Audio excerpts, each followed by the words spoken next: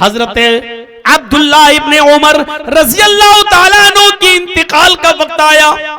जब अब्दुल्ला इब्ने उमर के इंतकाल का वक्त आया तो वो कहने लगे, आए लोगों, फला नौजवान को बुला कर लाओ, फला नौजवान को बुला कर लाओ।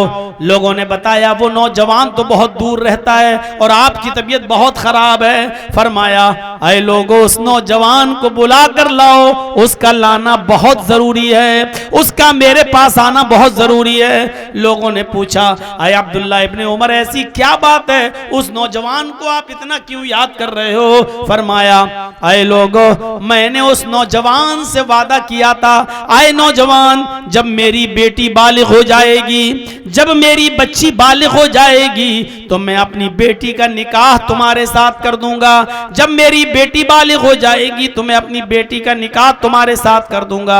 मेरी बेटी बालिग हो चुकी है और मैं मरजुल मौत में मुब्तला हूँ। ऐसा ना हो कि वादा खिलाफी की जुर्म में अल्लाह के यहाँ मैं मुनाफिक बनकर उठूं। मैं चाहता हूँ कि मैं अपनी जिंदगी में अपनी बेटी का निकाह उस नौजवान से कर दूं, क्योंकि मैंने उससे वादा किया था कि जब मेरी बेटी बालिग हो जाएगी तो मैं अपनी बेटी का निकाह तुम्हारे साथ कर दूंगा। जल्दी जाओ, उसको बुला के लाओ। और जब एक आदमी जाने लगा उस नौजवान को बुलाने के लिए तो फरमाया, लोगों सुनो, ये नौजवान ये आदमी उस नौजवान को बुलाने के लिए जा रहा है। अगर मेरी जिंदगी में वो नौजवान आ गया, अगर मेरी जिंदगी में वो नौजवान आ गया तो मैं खुद अपनी बेटी का निकाह उसके साथ कर दूंगा। और अगर उस नौजवान के आने से पहले मेरा इंतकाल हो जाए तो मैं इजाजत देकर जा रहा हूं कि मेरी बेटी का निकाह उस नौजवान के साथ कर देना जिससे मैंने अपनी बेटी के निकाह का वादा किया है। ये वादे के कितने पक्के लोग थे।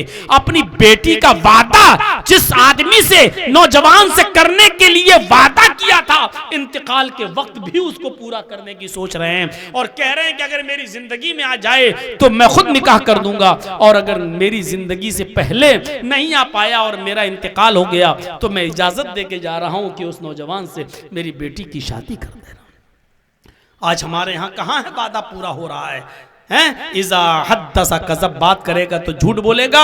इज़ा वादा अखलफ, जब वादा करेगा तो वादा खिलाफी करेगा। व इज़ा तुमिना खान, और जब उसके पास अमानत रखी जाएगी तो अमानत में खयानत कर जाएगा। आज चोरी, बेईमानी, डकैती और कौन सी ऐसी चीजें जो आज हमारे समाज और हमारे सोसाइटी के अंदर नहीं पाई जा रही हैं? अमानतों में खयानतें हो रही हैं। आज हम अपने भाइयों की जमीनों पर कब्जे किए बैठे हैं, अपने भतीजों या यतीमों की जमीनें मारे बैठे हैं, सगा भाई सगे भाई की जमीनों पर कब्जा किए बैठा हुआ है। मेरे भाइयों, मुनाफिक है वो आदमी क़यामत के दिन अगर किसी ने 1 इंच, 1 हाथ तो छोड़ो, 1 फुट तो छोड़ो, 1 गज तो छोड़ो, अगर किसी ने किसी की 1 इंच जमीन भी नाजायज तौर पर कब्जा की और अपनी जमीन में मिलाया, क़यामत के दिन 7 जमीन का तौक उसके गले में डाला जाएगा और अल्लाह के यहाँ मुजरिम की हैसियत से खड़ा होगा और वो अपने अंजाम को भुगतेगा। तो मेरे प्यारे साथियों, इज़ा तुमिना खान, अमानत में खयानत नहीं होनी चाहिए। अमानत जिसकी, जैसे अमानत किसको कहते हैं? आपने मेरे पास 10,000 रुपए रखे, जर्जीत साहब 10,000 रुपए मेरे रख लीजिए, मैं 1 महीने के बाद आऊंगा तो आप दे दीजिएगा। मैंने कहा ठीक है, रख लिया। आप 1 महीने के बाद आए, आपका पैसा खर्च कर दिया मैंने, 10,000 रुपए मैंने अपने काम में लगा लिया, लेकिन 1 महीने के बाद जब आप आए और आपने अपना पैसा मांगा तो हमने कहा आपने दिया था मुझे, मैं ला रहा हूं, और अपने अलमारी में से 10,000 रुपए की नोट की एक गड्डी निकाली और आपको दे दिया।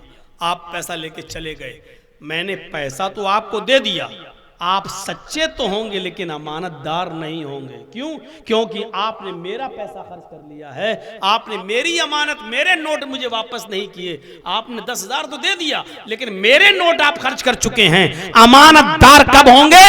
जब आप मुझे मेरा नोट वापस करेंगे, जब आप मुझे मेरी करेंसी वापस करेंगे, जब आप मुझे मेरे पैसे मेरे हवाले करेंगे, तब आप अमानतदार होंगे। और अल्लाह के रसूल अमानतदार थे। लोगों की अमानतें जैसे आपके पास रखी होती थीं, आप उसी तरीके से लोगों की अमानतें उनके हवाले कर दिया करते थे। मेरे भाइयों, मुझे बिहार में बंगाल में, झारखंड में तकरीरें करते हुए तकरीबन 25 साल का अरसा गुजर चुका, लेकिन किसी जलसे का इतना बुरा हाल मैंने आज तक नहीं देखा जो आपके यहाँ है। और इतने कम लोगों में मैंने आज तक कभी तकरीर नहीं की, लेकिन मैंने अपना 1.25 घंटा पूरा इसलिए कर दिया ताकि आप ये न कहें कि मौलाना साहब आए और कुछ बोले ही नहीं और उठ के चल दिए।